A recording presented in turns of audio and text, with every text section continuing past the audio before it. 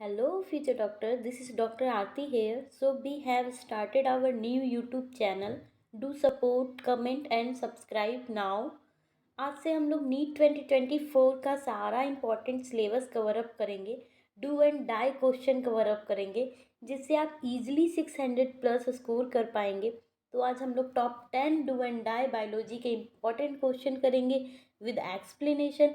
ये सारे जितने क्वेश्चंस हैं सारे 5 ईयर से रिपीटेड हैं। तो चलिए हम लोग स्टार्ट करते हैं। फर्स्ट क्वेश्चन देखते हैं अपना, which of the following is the smallest unit of life. कह रहा है कि कौन सा स्मॉलेस्ट यूनिट है अपनी लाइफ का। ऑप्शन नंबर ए देखेंगे क्या है, cell, B tissue, C organ and organism. तो आंसर आ जाएगा अपना नंबर ए, सेल, क्योंकि सेल ही सबसे छोटी यूनिट है अपने लाइफ की। ग्रुप ऑफ सेल से टिश्यू बनते हैं, ग्रुप ऑफ टिश्यू से ऑर्गन बनते हैं, ग्रुप ऑफ ऑर्गन से ऑर्गन सिस्टम बनते हैं। नेक्स्ट क्वेश्चन पे हम लोग चलेंगे। सेकंड क्वेश्चन है अपना, which process involve the synthesis of mRNA from A DNA template. कह रहा है कि कौन सा ऐसा प्रोसेस इन्वॉल्व होता है mRNA की सिंथेसिस में DNA टेम्पलेट से। तो अपना ऑप्शन देखेंगे, option A transcription, option B translation and the C replication and D reverse transcription. तो इसमें अपना आंसर आ जाएगा आंसर ए, ट्रांसक्रिप्शन। क्यों आएगा, क्योंकि ट्रांसक्रिप्शन में ही ऐसा होता है कि जो डीएनए की सेगमेंट को कॉपी करके आरएनए में और एमआरएनए में कन्वर्ट किया जाता है। तो अपना आंसर क्या आ जाएगा, ट्रांसक्रिप्शन। नेक्स्ट क्वेश्चन देखेंगे हम लोग। थर्ड क्वेश्चन है, the Hardy Weinberg equilibrium principle relate to. कह रहा है कि हार्डी वेनबर्ग इक्विलिब्रियम का प्रिंसिपल जो है वो किससे रिलेट करता है।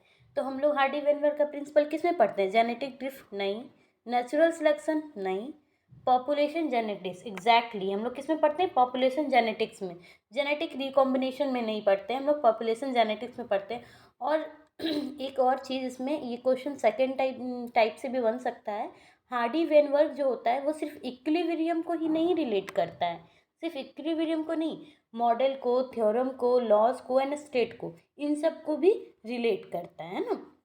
नेक्स्ट क्वेश्चन देखते हैं हम लोग, which organelles is responsible for cellular respiration. कह रहा है कि कौन सा ऐसा ऑर्गेनल्स है जो रिस्पॉन्सिबल होता है सेलुलर रिस्पिरेशन के लिए। इसमें ह्यूमन का रिस्पिरेशन की बात नहीं हो रही है, सेल्स की रिस्पिरेशन की बात हो रही है। तो फर्स्ट में हम लोग देखेंगे Golgi apparatus, mitochondria, endoplasmic reticulum and chloroplast. तो इसका आंसर आ जाएगा option number B, mitochondria. Mitochondria क्यों आएगा, क्योंकि माइटोकॉन्ड्रिया की जो प्लाज्मा मेम्ब्रेन होते हैं, जो फोल्डिंग्स होते हैं उस पर प्रेजेंट, उस पर क्रिस्टाई और ईटीएस प्रोसेस होता है, जहाँ से वो रिस्पॉन्सिबल होते हैं रिस्पिरेशन के लिए। अगर आपको नहीं समझ में आएगा तो प्लीज़ आप कमेंट करेंगे और मुझे बताएंगे कि आपको कौन से क्वेश्चन में बहुत दिक्कत आ रही है, तो हम फिर से आपको उस चीज़ को एक्सप्लेन करेंगे। ओके, नेक्स्ट क्वेश्चन देखते हैं हम लोग। What is the primary function of the enzyme amylase. जितने भी एंजाइम्स हैं ना वो बहुत ज़्यादा इम्पोर्टेंट हैं। तो अभी हम लोग से क्या एमाइलेज एंजाइम के बारे में पूछा है ना, कि इसका प्राइमरी फंक्शन क्या है। तो हम लोग ऑप्शन देखेंगे, प्रोटीन डाइजेशन में नहीं, प्रोटीन डाइजेशन किसका काम है, पेप्सिन का है। फैट डाइजेशन में नहीं, फैट डाइजेशन भी लाइपेज करता है। स्टार डाइजेशन, हाँ, एमाइलेज एंजाइम क्या करता है, स्टार डाइजेशन करता है। और न्यूक्लिक एसिड डाइजेशन भी हम लोग देख लेते हैं, एक्सप्लेनेशन इसका, कि न्यूक्लिक एसिड मतलब डीएनए एंड आरएनए, इन दोनों का जो डाइजेशन होता है वो पैनक्रिएटिक न्यूक्लियस के थ्रू होता है।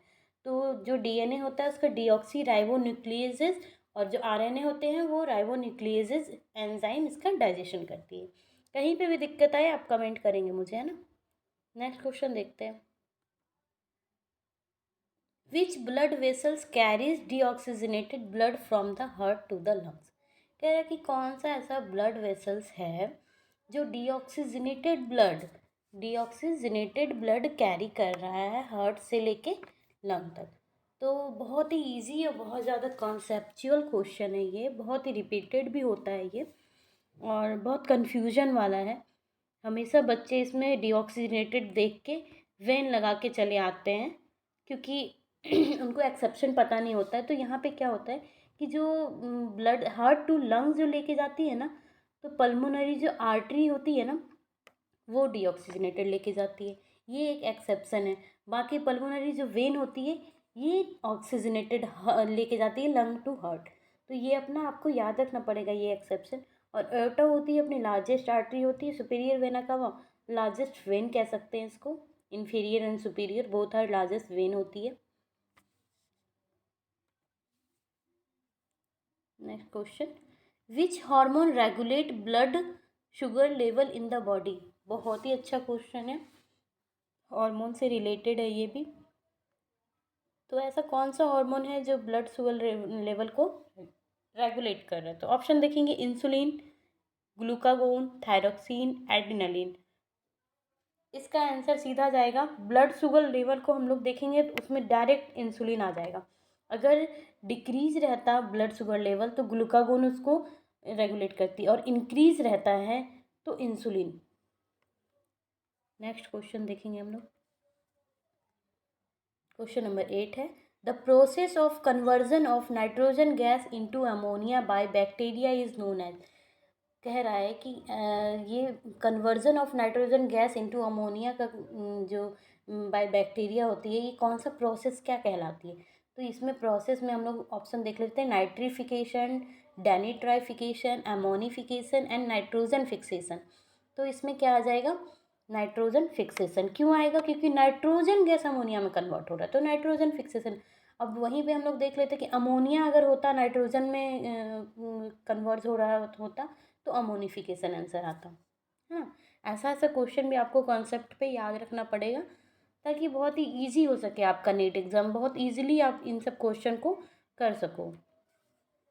नेक्स्ट क्वेश्चन है अपना, which of the following is a plant hormone responsible for sale elongation and growth.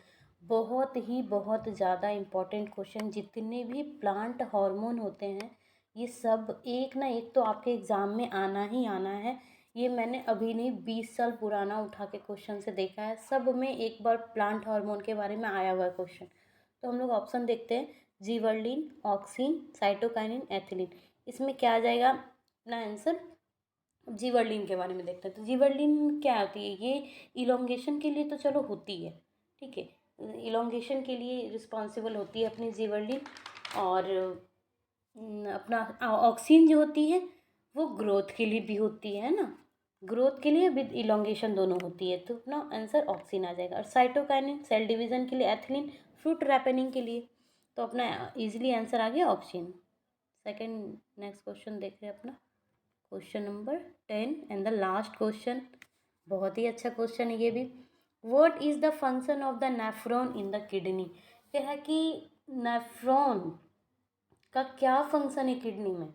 Nephron जो होती है वो सबसे पहले क्या है, नेफ्रॉन जो होती है किडनी का एक यूनिट है ये नेफ्रॉन, ठीक है। जैसे अपनी बॉडी का पूरे लाइफ का यूनिट सेल होती है, वैसे किडनी का अगर रीनल का यूनिट का बात करें तो नेफ्रॉन होता है वो।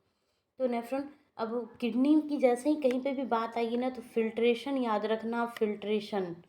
अब फिल्ट्रेशन ऑफ किस चीज़ का, वाटर, क्या चीज़ का, तो फिल्ट्रेशन ऑफ ब्लड। आंसर ये डायरेक्टली एक आएगा। क्यों आ रहा है, क्योंकि फिल्ट्रेशन ऑफ ब्लड ही नेफ्रॉन कर रहा है। अब स्टोरेज ऑफ यूरिन देखेंगे, यूरिनरी ब्लैडर का काम है ये। Production of red blood cell देख रहे हैं तो ये किसका काम है, रेड बोन मैरो करती है।